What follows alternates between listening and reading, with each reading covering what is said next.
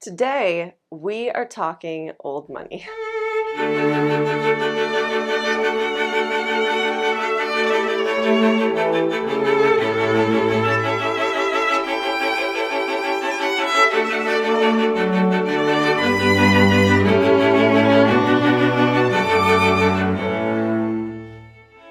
So if you don't know what old money is just people who have inherited their money instead of worked for it. When I think of old money, I think of the royal family, or I think of something that's fictional, such as the families in Gossip Girl. The reason I mention both is because I feel like Gossip Girl and the royal family, we've got both traditional old money and we've got classic old money. So that's why I felt the need to mention that. Alright, so now that you know what old money is, in today's video I'm going to be sharing with you 45 different old money activities that you could do to feel like you're living in the old money aesthetic, you know?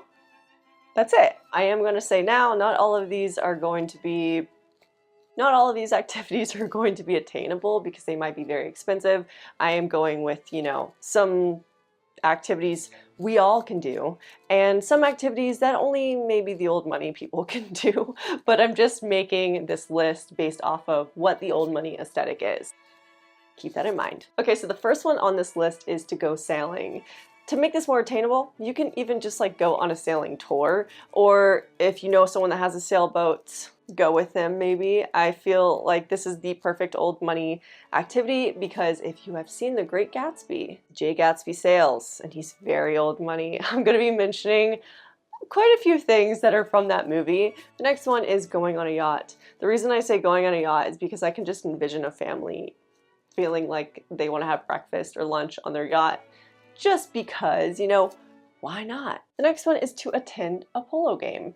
This is a really cool sport, and not to mention it's extremely hard. I honestly don't know how they do it. It is really hard to hold that pole because I've been to a game before and someone was trying to teach me how to do it, and it's not easy. But if you don't feel like watching, you could always, try to play yourself. The next one is go to the horse races. This is something that is so popular in the UK, and they wear those really fancy hats. And that's something that we can all do, just for fun. The next one is play chess, playing croquet. You've probably seen that in Bridgerton. And after that, we've got attending a speech class. I say this because the royal family is so well spoken. They must attend classes like this. Go skeet shooting. This is when you hit those clay plates that get thrown in the air, and I've seen this in so many movies, so I thought this was a good one to add. Ballroom dancing. And if you don't know how to ballroom dance, attend a class. Attend a lecture. And nope, you don't have to be in college to do this. I used to attend a free astronomy lecture that was held at the Griffith Park Observatory, and I think they had them every Friday, if I'm not mistaken. And these are events that you can find all over.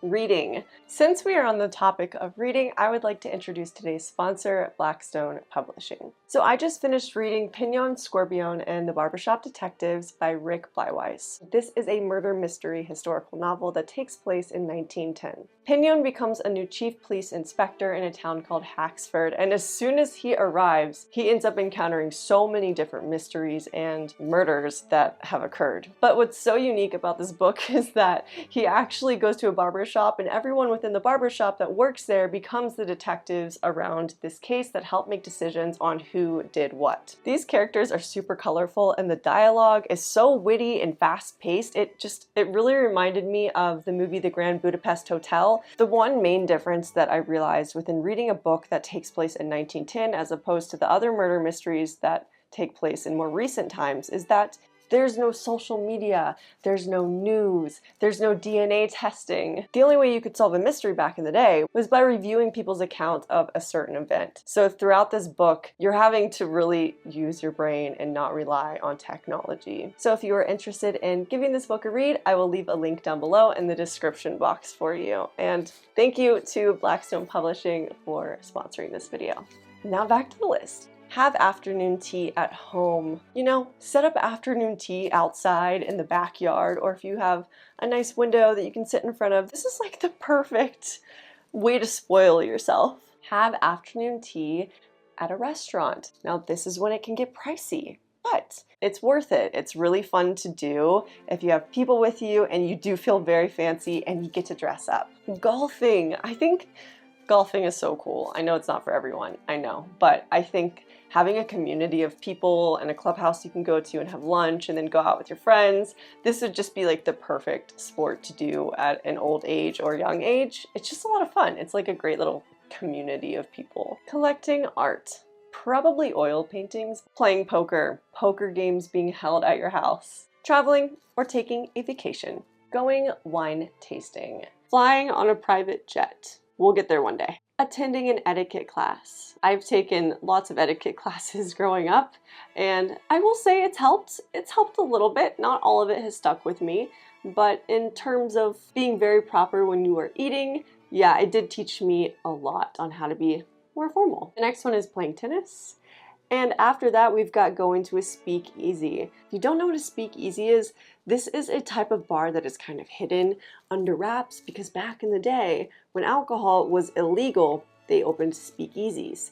Still today, we have those, although alcohol is legal, they are still called speakeasies. So if you just look up some in your area, if you're 21, you should go. I actually have a really funny story. I was in London with some friends that are from there and they took me to a speakeasy and you could only get in if your family had been a part of this club for decades. So I guess their family was, and I got to go and it was really, really cool, but it was very old money. Everyone was wearing tuxes, wearing very nice clothing. It was cool to experience, but any speakeasy will do. Attending a gallery opening. This is just a great excuse to dress up and appreciate nice art. Attending charity events. Now for something a little more simple, we've got making a cocktail.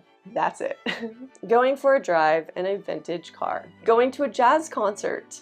Attend an auction, and if you feel like it, you can maybe buy a little something. Collecting vintage cars. Hosting a nice party. It doesn't have to be as big as Gatsby's party, but if you want it to be that big, I say do it. Learning multiple languages, playing piano. The movies that I see where people grow up very wealthy, they always have this strict schedule where they're learning a language a day and they're playing piano, they're playing violin, they're doing dance classes. Like they have this really strict schedule that they have to follow by, and piano is always a part of it. Riding horses, become an equestrian, get really good at it. Collecting special edition books.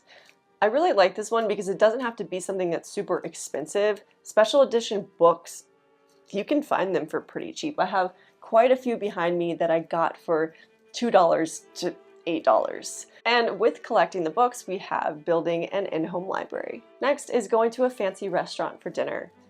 And don't forget to dress up. Host a brunch.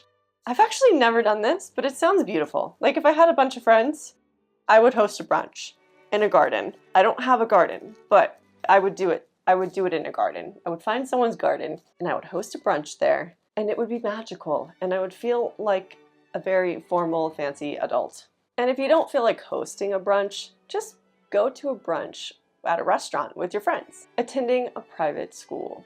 Attending a cocktail party, another simple one. We can all do that. And you're probably thinking, I've never been invited to a cocktail party. Well, here's me inviting you. I'm having a cocktail party. Come join me. Playing badminton. Attending a ball. And if you think that balls still don't exist and get thrown, you are wrong. If you Google it, you can find some, I promise you. They may only be once a year, and they may not be in your specific city, but they are around. And for the last two, we've got smoking cigars with drinks and hiring a chef to cook you a nice dinner. All right, so that is it for my entire list of 45 different activities that are old money. And if you have any other ones that you want to mention, feel free to do so down below. Anyways, thanks so much for being here. I hope you have an amazing rest of your day, and I will see you all in the next one.